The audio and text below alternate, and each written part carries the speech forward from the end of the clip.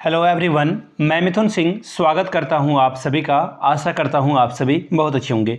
विनोबा भावे के सेमेस्टर 4 के BEd semester 4 के प्रीवियस क्वेश्चन पेपर को देखेंगे। पेपर नंबर आपका है 10 2024 का ये क्वेश्चन पेपर है। पेपर का नाम अगर बोला जाए तो जेंडर स्कूल एंड सोसाइटी का ये पेपर आपके सामने मैं प्रेजेंट करने वाला हूँ।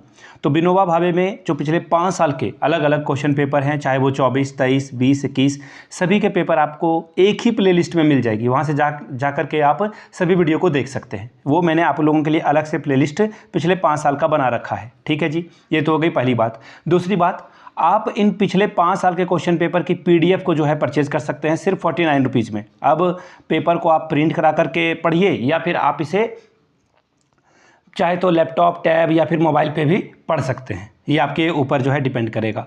और जो तीसरी सबसे इंपॉर्टेंट वाली बात है, 199 रुपये में आपको सजेशन भी प्रोवाइड कर दिया जाएगा। अब सजेशन प्रोवाइड करने का क्या मतलब है? सजेशन प्रोवाइड करने का मतलब है कि आपको जो इंपॉर्टेंट क्वेश्चन है, जो बार बार फ्रीक्वेंटली एग्जामिनेशन में आते हैं, वो आपको प्रोवाइड कर दिया जाएगा आइदर हिंदी और इंग्लिश में। तीनों ग्रुप को हम लोग कवर करेंगे। Group A objective question, group B short type के जो क्वेश्चन आंसर हैं वो, और ग्रुप सी जो होता है वो लॉन्ग टाइप के क्वेश्चन आंसर आपको प्रोवाइड कर दिए जाएंगे। ठीक है जी, तो चलिए बीएड सेमेस्टर 4 के विनोबा भावे के पेपर को देखते हैं कि जेंडर स्कूल एंड सोसाइटी में क्या पूछा गया था। यहाँ से आप देख पाएंगे पेपर ओपन हो चुका है और ये देखिए 2022-24 सेशन था, यानी कि 2024 में इसका सेमेस्टर 4 का एग्जामिनेशन कंडक्ट कराया गया था। 1.5 घंटे का वक्त आपको मिला था। फुल मार्क्स 40 नंबर आपको मिल जाएगा यहाँ पर, और पासिंग मार्क्स की अगर मैं बात करूँ तो 18 नंबर आप लाते हो तो पास कर जाते हो। ठीक है जी, देखिए क्वेश्चन पेपर जैसा कि मैंने आपको पहले बताया 3 ग्रुप में बटा है। ग्रुप ए जो है वो एमसीक्यू यानी कि ऑब्जेक्टिव टाइप का क्वेश्चन रहता है। पहला क्वेश्चन देखिए क्या है, the first stage of development of a gender consistency is, लिंग अस्थिरता के विकास का पहला चरण क्या है। अब देखिए मैं एमसीक्यू आपको जो है आंसर नहीं बताऊंगा। एमसीक्यू के लिए अलग से वीडियो आने ही वाली है, जल्द आपको देखने को चैनल पे मिल जाएगा। तो चैनल को सब्सक्राइब कर लीजिएगा और बेल आइकन ऑन कर लीजिएगा। पहला क्वेश्चन, लिंग अस्थिरता के विकास का पहला चरण क्या है? जेंडर स्टेबिलिटी यानी कि लिंग अस्थिरता। दूसरा है जेंडर लेबलिंग यानी कि लिंग लेबल करना। तीसरा है जेंडर कंसिस्टेंसी यानी कि लिंग सामंजस्य, या फिर चौथा none of these. Question number B, the national commission for women was set up as statutory body in January. राष्ट्रीय महिला आयोग की स्थापना जनवरी में एक वैधानिक निकाय के रूप में की गई थी। किस साल की गई थी? 92, 95, 99, 89 में। ठीक है, इसके बारे में बताना है। Question number C, the opposite of gender sensitivity is, यानी कि लिंग संवेदनशीलता के विपरीत है। जेंडर एनालिसिस यानी कि अपोजिट बताना है। जेंडर ब्लाइंडनेस यानी कि लिंग अंधता। तीसरा है जेंडर इनइक्वालिटी यानी कि लिंग असमानता। चौथा है जेंडर पैरिसी यानी कि लिंग समानता।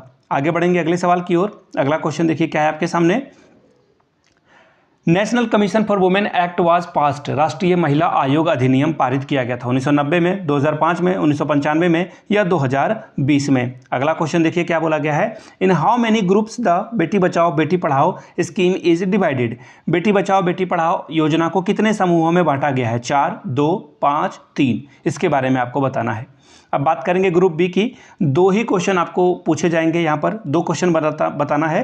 क्वेश्चन यहाँ पर ज़्यादा पूछे जाएंगे लेकिन 2 सेलेक्ट करके आपको आंसर करना है। 5 + 5 10 नंबर आपको यहाँ से मिलेगा। पहला क्वेश्चन देखिए क्या है, what are the recent efforts in women education.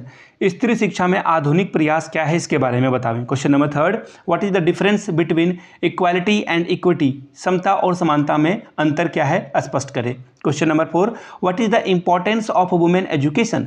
स्त्री शिक्षा का क्या महत्व है। आगे बढ़ते हैं क्वेश्चन नंबर 5 की ओर। Discuss the gender stereotyping in India. भारत में जेंडर पूर्वाग्रह की चर्चा करिए। ग्रुप सी में हम लोग प्रवेश कर चुके हैं। 2 ही सवालों का जवाब आपको देना है और यहाँ पर 10 + 10 20 नंबर आपको मिलेगा। Question number 6, explain the national scheme of incentive to girls for secondary education. माध्यमिक शिक्षा हेतु बालिकाओं को प्रोत्साहन की राष्ट्रीय योजना का उल्लेख करें। Question number 7, what do you understand by the term gender. Why do gender differentiation, gender disparities के बारे में बात की जा रही है। लिंग शब्द से आप क्या समझते हैं? लिंग संबंधी सभी जो भिन्नताएं हैं, लिंग असमानताएं भी कह सकते हैं आप, निरंतर क्यों विद्यमान रहती है, इसके बारे में आपको सोचने के लिए मजबूर किया जा रहा है।